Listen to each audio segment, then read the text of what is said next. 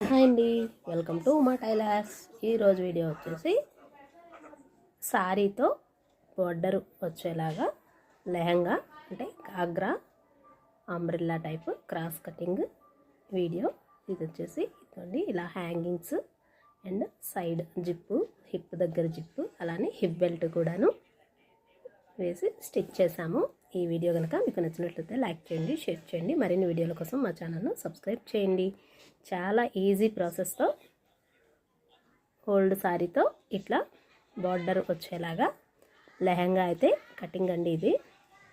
ఇదండి లెహంగా బార్డర్ ఎంత పొడవు వచ్చిందో చూసుకొని, మనకి లెహంగా పొడవు వచ్చేసి 43 ఇంచులు.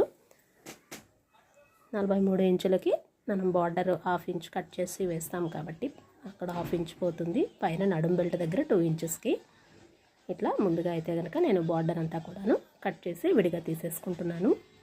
అలానే మనకి బార్డర్ మొత్తం రౌండ్గా రావాలి కాబట్టి ఇది వచ్చేసి నేను 3.5 మీటర్స్ అయితే కనుక క్లాత్ అనేది తీసుకున్నాను. ఇలా 3.5 మీటర్స్ క్లాత్ తీసుకొని ఇలా క్రాస్గా అయితే కనుక శారీ మొత్తం ఇది బ్లౌజ్ కూడా ఉంది. బ్లౌజ్ స్టిచ్చింగ్ నెక్స్ట్ వీడియోలో కటింగ్ అండ్ స్టిచ్చింగ్ కూడా ఉన్నాయి.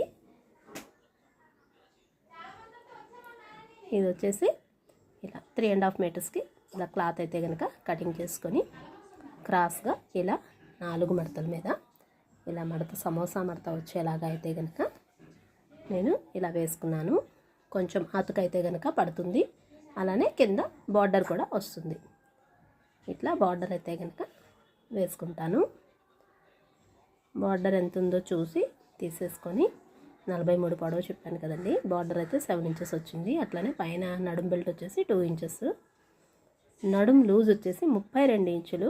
అంటే 4 భాగాలుగా చేసుకుంటే 8 ఇంచులకి ఇలా మార్కింగ్ చేసుకొని పైన 2 ఇంచులు బార్డర్ 7 ఇంచులు తీసేసుకున్న తర్వాత 43 ఇంచులు పొడవులాగా చూసుకొని ఇలా అయితే కనుక నేను మార్కింగ్ అనేది చేసుకుంటున్నాను. మనం బార్డర్ తీసేయడం వల్ల సారీ కొంచెం ఇది పన్నా తక్కువ రావటం వల్ల అతుకైతే కనుక పడుతుంది. ఇక్కడ కొంచెం క్రాస్గా అతుకు అనేది పడుతుంది. ఇలా మొత్తం కూడాను సర్కులర్గా చూసుకోవాలి. పొడవు ఎంత వచ్చింది అనేది సమానంగా ఉండేలాగా చూసుకొని నడుం దగ్గర ఇలా తీసేసుకొని కిందలా వేసి చూసుకుంటే సమానంగా ఉందా లేదని మార్కింగ్ చేసిన దాన్ని ఒకసారి చూసుకొని ఇలా సగం వరకు కూడాను మనం కింద సర్కులర్ కటింగ్ వేసి మార్కింగ్ చేసుకున్నాం కాబట్టి అది సగం వరకు కటింగ్ చేసుకొని దాన్ని నడుం దగ్గర సమానంగా పట్టుకొని ఇలా 4 మడతల్ని కాస్త ఇంకో మడత కింద వేస్తే ఇప్పుడు మనం కటింగ్ చేసుకోవాలి. ఇలా చేయడం వల్ల మనకి కింద రౌండ్ అనేది సర్క్యులర్గా వస్తుంది, లేదంటే ఎగుడు దిగుడు వస్తుంది.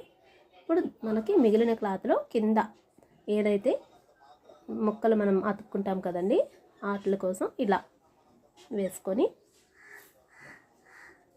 ఇలా అయితే కనుక సమానంగా చూసుకొని కుట్టు కోసం కూడా కొంచెం ఎక్స్ట్రాగా ఉంచుకొని కటింగ్ అయితే కనుక ఇలా చేసుకుంటున్నాను. రౌండ్గా క్రాస్గా వచ్చేలాగా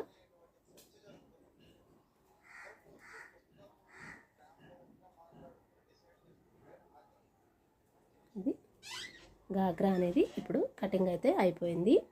కింద బార్డర్ కూడా మనకి మొత్తం లూజ్ ఎంత వచ్చిందో చూసుకొని దాన్ని బార్డర్ కూడా 4 భాగాలుగా ఇలా కింద అయితే కనుక అటాచ్ చేస్తాము. అది ఎంత వచ్చిందనేది లూజు వెడల్పు చూసుకొని 4 భాగాలుగా మడతలు పెట్టుకొని అక్కడ వరకు అయితే కనుక ఇలా కటింగ్ అయితే చేసుకుంటాను. అది స్టిచ్చింగ్ చేసేటప్పుడు బార్డర్ ఇట్లా కింద వైపుకి వేసి అతుక్కోవటమే. ఇప్పుడు నడుం బెల్ట్ వచ్చేసి 32 ఇంచులు జిప్ వేస్తాం కాబట్టి 2 ఇంచులు ఎక్స్ట్రాగానే నేను మడత పెట్టుకుంటాను. ఇలా తీసుకొని 4 ఇంచులు వెడల్పు, అలానే 34 ఇంచులు నడుము లూజ్తో ఇలా బార్డర్కి క్లాత్ అయితే కనుక నడుము దగ్గర బెల్ట్ కోసం తీసుకుంటున్నాను. ఇదండి ఇలా నడుము బెల్ట్ అలానే గాగ్రా కింద బార్డరు మొత్తం అయితే కనుక కటింగ్ అయిపోయింది.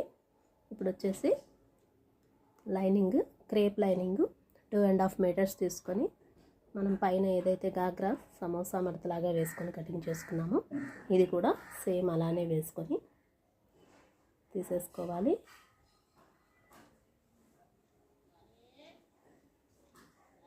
ఇలా కింద కొంచెం పొడవు చూసుకుంటూ